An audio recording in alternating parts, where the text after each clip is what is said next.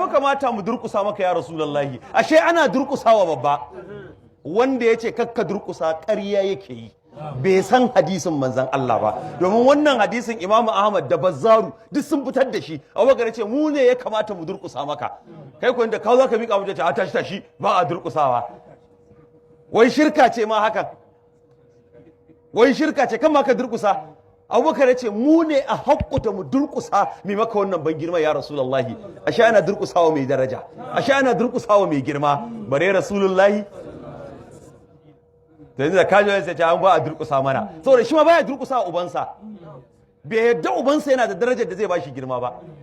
A in ya durkusa to yayi sujada. To annabawa mala'iku sun wa annabi Adamu sujada, iyayen annabi Yusuf da ƴan uwansa sun masa wannan sujadar, ga dabba ta yi wa manzan Allah wannan sujada.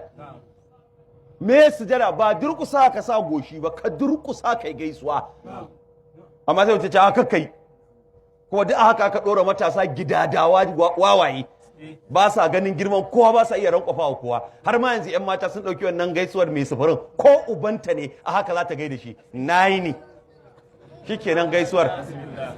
Kuma wai kai ubanta wai sai ka amsa, ko kanin ubanta ko wan ubanta, kana zaure za ta wuce nayi ne shikenan ta gama da kai, ta gaishe ka.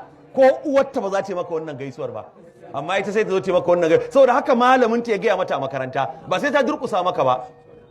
Tana da yanci. Kai dan kana mijinta me zai ta durkusa ta yi ma? Dan kai ubansa ne sai ya durkusa maka? In ya durkusa ya sa gwiwa a ƙasa, ai ya zama ne ya maka sujada. Wannan ba daidai bane, ba daidai bane. Koyawa mutane rashin da'a ne, koyawa mutane rashin ɗabi'a ne, rashin tarbiyya a addinin musulunci. Ko a miƙe dan an ga wani. Manzo sallama yana fitowa daga gida, sahabbai suka miƙe na ku zauna. Ka'ab ya ce aqumu wal qiyamu ilayka fadlu wa tarkul fadlu anna yastaqimu aya hasanu man lahu aqalun sahihun wa idraka yaraka wa lam yaqumu.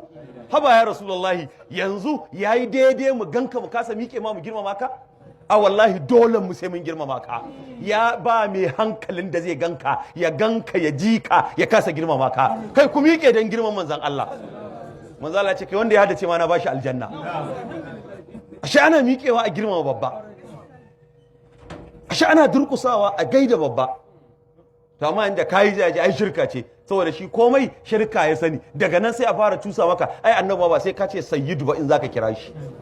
Ai kawai ka faɗa yadda ya zo, kafin shi sanin girman kansa ne, ce na Allahumma salli ala Muhammadin, haka ya rawaito. To je ka kira sunan ubanka baki da baki mana. Da ka zo an je babanka da ya aiko ka, mai kake cewa wane ne ya aiko ka? Babana ne ya aiko ni. Me yasa baka yi sunan ubanka ba? Sunan ubanka ne abin girmama ko sunan manzon Allah? Allah ne ya ce ku girmama sunansa, ku girmama alfarmarsa.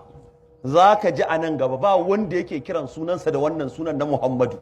Wallahi ba sa yi, ko dabbobi sai sun saya assalamu alaika ya rasulallahi suke ce masa, ba sa ambatan sunan.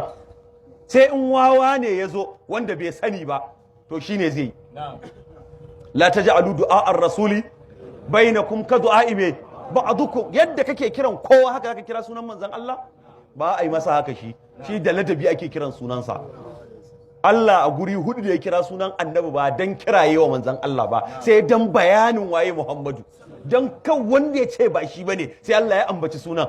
Amma duk inda zai kira shi ya da siga kira, to girmama shi yake. Ya ayyuhan nabiyyu, ya ayyuhar rasulu, ya ayyuhal muzammilu, ya ayyuhal mudassiru, yasin, haka yake kiransa.